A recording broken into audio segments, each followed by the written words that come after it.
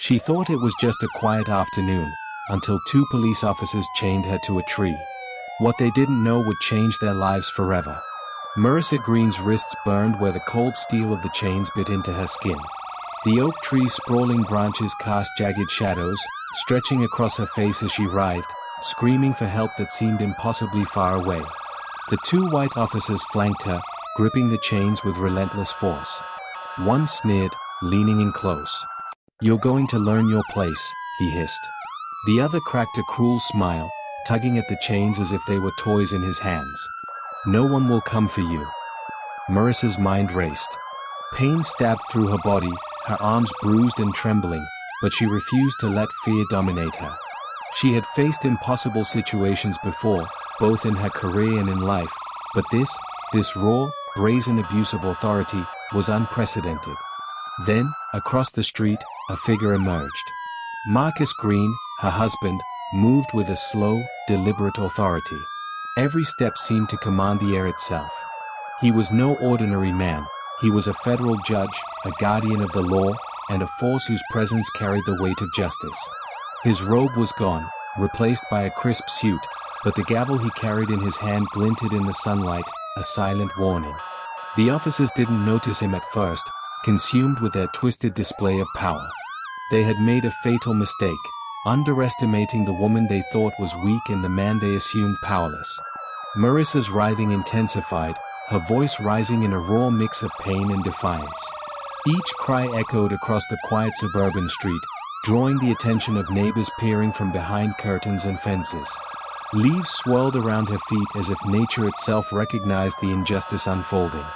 The taller officer bent closer, his face inches from hers. "Stop struggling, or it'll get worse," he snarled. But in his arrogance, he didn't notice the gleam in Marcus's eyes. With calm precision, Marcus approached. Every step radiated authority. He stopped just within the officer's line of sight, raising his gavel slightly, not threatening, but symbolic. "Release her," he commanded. His voice carried the full weight of the law, resonating like a hammer striking a courtroom bench. For a split second, the officers hesitated. Confusion flickered across their faces. No one had ever spoken to them like this, a man whose authority could ruin their careers and more, yet he carried it with quiet, undeniable force. Marissa twisted in the chains one last time, causing one officer to stumble back. The other lunged for her again, but Marcus's gavel slammed sharply into the metal link of the chain, startling him. The sound echoed like a verdict being read aloud. Sweat and tears streaked Marissa's face, but her eyes gleamed with defiance. This wasn't just survival, this was witness to justice in action. The oppressive grip of authority was crumbling under the presence of true law. The taller officer's smirk faltered. Who are you?" he stammered. Marcus stepped closer, calm but imposing. "I am a federal judge," he said, letting the words hang like a sentence that had already been passed. "And you are about to learn what happens when you abuse your power." The chain rattled, then loosened. Marissa felt the immediate relief in her shoulders, though her wrists were still raw and tender. She had survived the physical struggle, but the emotional weight of the ordeal, and the lesson it delivered, resonated more powerfully. Then, a sudden twist. One officer reached for his radio, likely to call backup, unwilling to let the moment slip. Marissa seized the opportunity. With a swift, desperate motion, she kicked, sending him sprawling.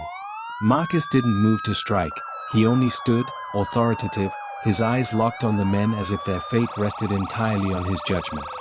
The officers froze, suddenly aware of the error they had made. Their power, once absolute in their minds, had been challenged, dissected, and neutralized by law, strategy, and resolve. The neighborhood seemed to hold its breath, the suspense so thick it could be felt in every inch of the street. Finally, Marcus unclasped the chains from the oak tree. Marissa stumbled forward into his embrace, shaking but alive, pain etched across her body, pride burning in her eyes. Yet even in victory, there was suspense. The officers stared, humiliated and aware that consequences were coming, not just for them, but for the arrogance they had carried for too long. Marcus's gaze lingered on them, calm yet filled with the promise of justice, a lingering tension that told the audience their story was not over, but their defeat was inevitable. Marissa breathed deeply, relief flooding through her. "You were right," she whispered, her voice raw. "No one could break me, not even them." Marcus nodded, holding her close. "And now, justice has been served, on your terms and mine." His eyes scanned the street, ensuring the lesson had been imprinted on everyone who witnessed it. The suburban quiet was restored, but the victory lingered, powerful and electric, a reminder that authority misused will always face reckoning. As they walked away, the sun dipped lower, casting long, golden shadows across the oak tree where Marissa had been chained. The officers remained behind, unsure whether to retreat or face the consequences. The story ended with victory, but the suspense remained, a promise that justice, when wielded correctly, is unstoppable.